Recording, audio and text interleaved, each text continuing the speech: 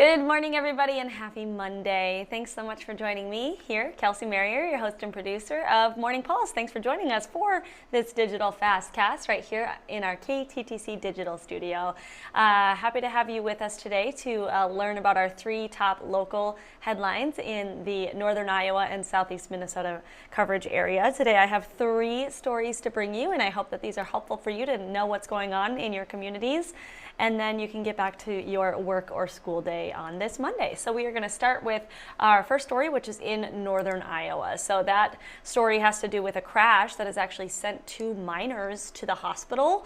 It happened about 4:30 on Sunday afternoon at 310th Street, I should say, and Eagle Avenue. This was in Clear Lake. We got this information from the Cerro Gordo County Sheriff's Office. So according to that agency, a Jeep was apparently stopped at the intersection stop sign when another car rear-ended it.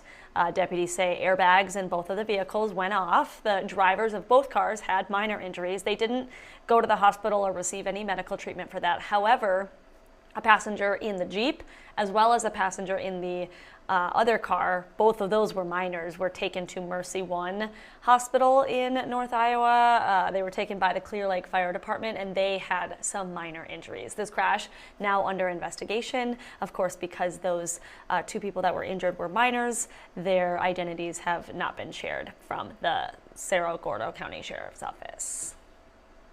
Next up, we have another crash that we're letting you know about. This one happened in Olmsted County over the weekend. 3 people hurt in a 2-car crash here. This was around 2:30 Sunday afternoon at the intersection of Highway 14 and 50th Avenue in Marion Township. You can kind of see where that crash exactly happened in this map we have here on your screen. We got this information from the Minnesota State Patrol. So according to the State Patrol, a Grand Meadow man was driving a Chevy Suburban south on 50th Avenue, and a Dover woman was in a Kia Soul heading east on Highway 14 when the two kind of collided at that specific intersection. One passenger in the Suburban, as well as the driver and passenger of the Kia, were all taken to Mayo Clinic St. Mary's in Rochester with some non-life-threatening injuries. So just a heads up there on that story. That's another crash. That one took place in Olmsted County. And finally, our last story is in Rochester. Kind of a heads up for anybody that takes Rochester Public Transit. Some fall service changes are now in effect. And so we got this information from Rochester Public Transit.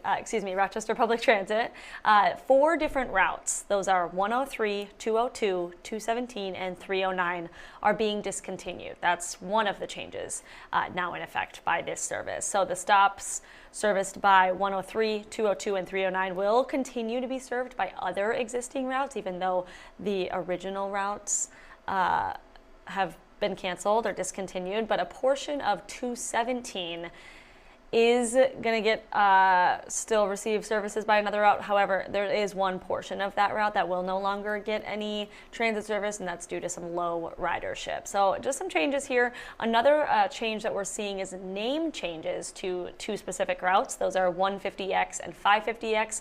Essentially, the change here is the X is just being dropped from the name. And then lastly, all routes are going to see some minor timetable adjustments. So you may notice that if you are a frequent rider of Rochester Public Transit. So the city is expecting these changes to kind of help reduce some annual operating expenses with the company by $1.3 million, as well as improving the rider experience. So just some things that we wanted to make sure that any riders of public transit here in the Rochester area know about because there are these service changes that are in effect as of now. And so just wanted to bring that to your attention. If you need more of a breakdown or need to see what those numbers are, again, exactly what routes those were, we do have that information for you on our website, kttc.com. I know I kind of threw out a lot of numbers of the different routes here, but we do have that information for you on our website and on our mobile app if you need to go back and look at that. Otherwise, those are the 3 top news stories I have for you today.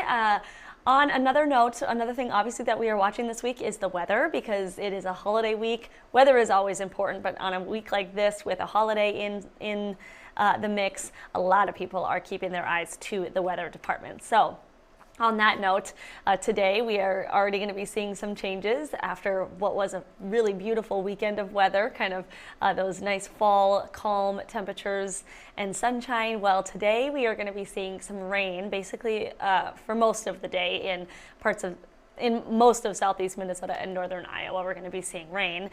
And then after that, temperatures are going to start dropping. We are going to be getting down into the 20s for highs, and there are potential days this week and into the weekend that we will be seeing snow. And so our weather team here, the First Alert weather team at KTTC, is keeping a very close eye on all of the days that we have ahead of us here with some inclement weather or just some weather changes, whether that's temperature or things falling from the sky.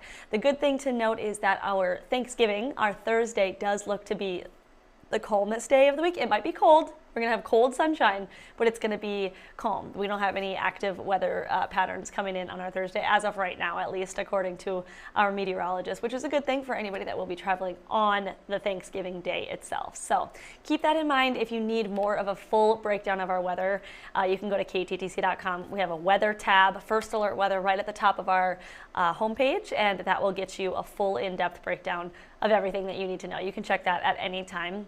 It's being updated constantly. So just something to keep in mind as we look ahead to this holiday week. All right, that is all that I have on this Monday morning, on this November 24th, a few days before Thanksgiving. I hope you have a good start to you're having a good start to your day, and I hope to see you right back here for Morning Pulse on Tuesday.